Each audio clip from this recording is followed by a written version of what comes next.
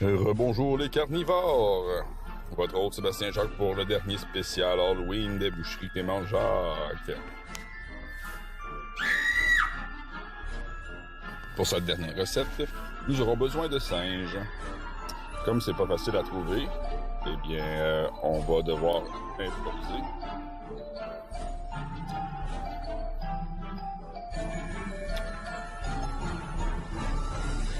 Il y en a qui se laisseront pas faire pour la recette de la cervelle de singe.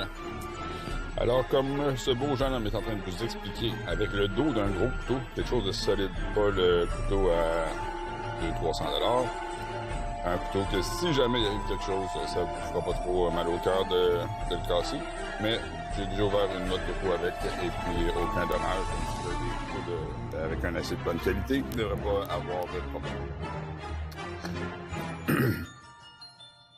Attention, parce que cette étape-là contient quand même un certain risque.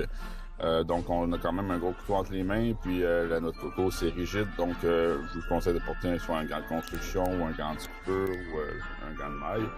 Mais protégez-vous et soyez prudents. 3-4 doigts, c'est 6 litres perdus. Alors, on donne des coups quand même assez secs.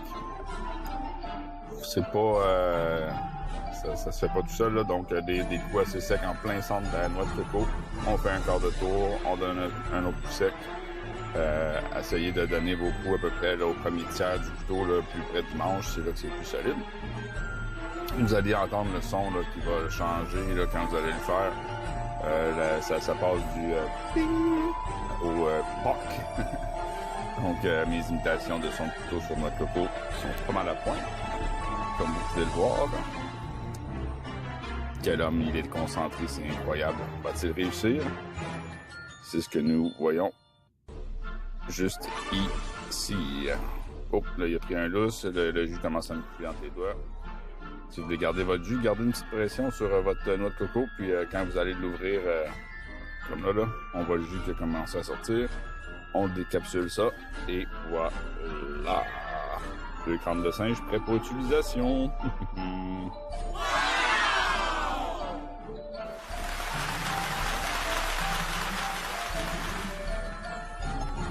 Hello, toi et ta poulet, je vous traîne souvent ici.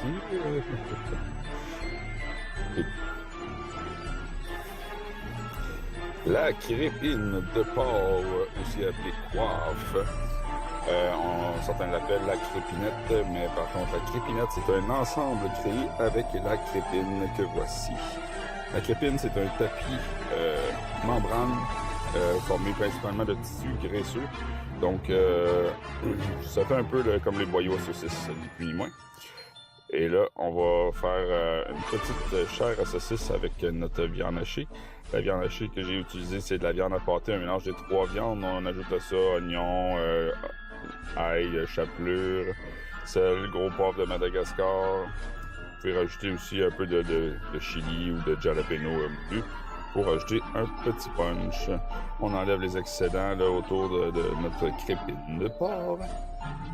Essayez de sélectionner un endroit où c'est plus que c'est mince partout, parce que des fois c'est plus épais, plus gras là, à certains endroits. Donc essayez de trouver un endroit qui est pas mal égal. Là. On va mettre le mozzarella qui est un fromage qui va fondre, mais qui va plutôt s'étirer, ainsi que notre petite confit de canneberge que j'ai préalablement fait pour faire mon faux sang pour tout l'ensemble de mes recettes, c'est-à-dire un sac de 350-400 grammes de canneberge fraîche, une tasse de sucre, une tasse d'eau.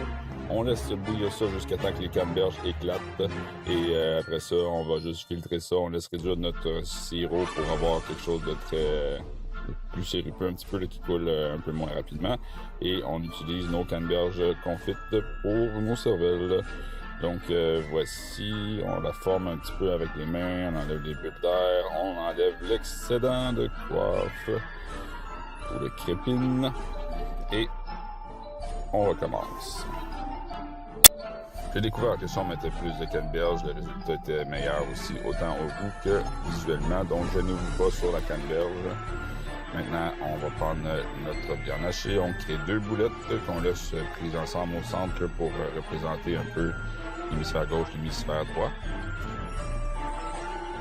Donc, on roule tout ça. Et puis là, on finalise. Je profite de ce moment pour vous rappeler que le mois de novembre est le mois de November. Sensibilisation du cancer de la prostate. Messieurs, pensez-y.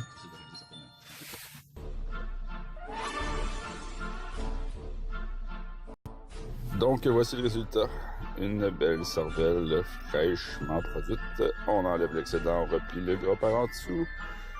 On replace ça un petit peu pour qu'on voit bien les deux hémisphères.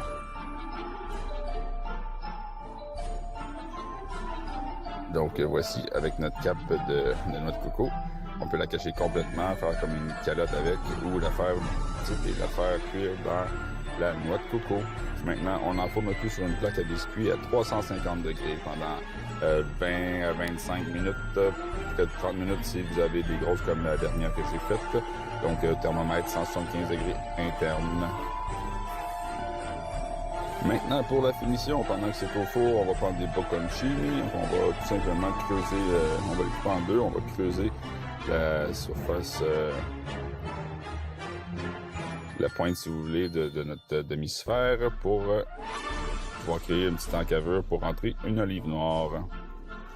Maintenant que c'est sorti du four, on va prendre notre sirop que je vous ai parlé préalablement, on en étend généreusement sur notre cervelle. Plus votre sirop va être sirupeux, plus l'effet va être spectaculaire, puisque quand que vous allez apporter les assiettes à table, le sirop va continuer de couler tranquillement et va vous donner un show d'autant plus spécial. Donc, voici le résultat final. J'espère que cette recette-là vous a pas trop rebuté, parce que ça fait quand même réfléchir, hein? Alors, c'est délicieux, je vous le recommande. J'espère que vous allez laisser de bons commentaires. Puis, si ça a marché, si ça n'a pas bien marché. Donc, j'attends ça. Je veux savoir. Moi, c'était mon coup de cœur cette année, là, donc ça met fin aux chroniques spéciales Halloween des Boucheries Clément-Jacques. Et c'est Sébastien Jacques qui vous dit merci beaucoup, mes carnivores, et à la prochaine!